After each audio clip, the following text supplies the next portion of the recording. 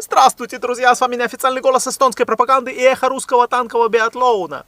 Как на форум «Армия» собрались военные, всех хотели поразить. Боевыми стрельбами только не заладилось. Что-то там у них в цель одна ракета из троих.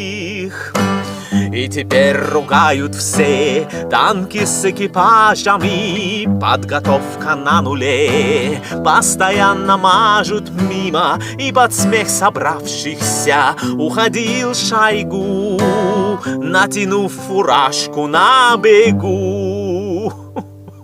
Как тут не спеть гимн? Эстония, Эстония, великая страна. Российская ракета, самонаводящаяся. О, как же ты смешна. До свидания, друзья.